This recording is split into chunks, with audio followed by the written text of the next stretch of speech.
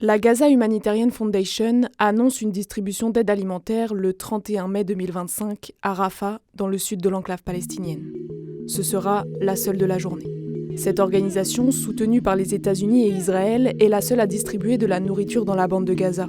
Depuis le 2 mars, les ONG ont vu leur accès fortement restreint par l'armée israélienne. Des milliers de Gazaouis s'y rendent donc, avec l'espoir de trouver de la nourriture devenue très rare. Parmi eux, Malik Rami Abou Raïda, un Palestinien de 17 ans, dont nous avons recueilli le témoignage par message.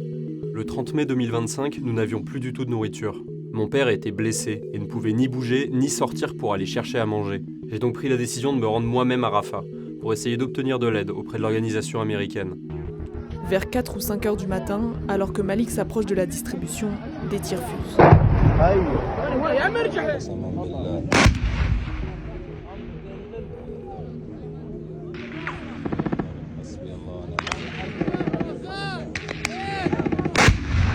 Alors que nous nous approchions, les coups de feu s'intensifiaient.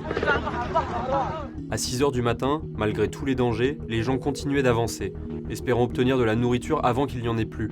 Les tirs se sont légèrement calmés et la foule s'est précipitée vers le centre de distribution. Mais ce que nous avons trouvé, c'était le chaos. Le Monde a pu authentifier ces images. Elles ont été tournées ici, à plus d'1 kilomètre du centre de distribution d'aide. Contrairement à ce que différents médias ont pu affirmer, la scène a eu lieu le 31 mai et non le 1er juin. D'après l'analyse audio du Monde, les tirs, qui balaient la foule, proviennent du sud-ouest, un endroit tenu par l'armée israélienne. Puis, les jours suivants, d'autres distributions ont également été marquées par des scènes chaotiques et meurtrières. Depuis le début des distributions alimentaires de la Gaza Humanitarian Foundation, 549 personnes ont été tuées, selon le dernier bilan du ministère de la Santé de l'enclave, contrôlé par le Hamas, chiffre jugé fiable par l'ONU.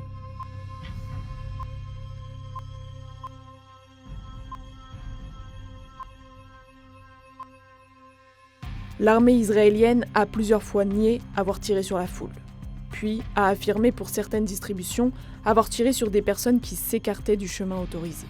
Our troops diligently issued warning shots, and as some of the suspects continued, despite these warning shots, advancing towards the troops in a threatening manner, further fire was directed near these specific individuals.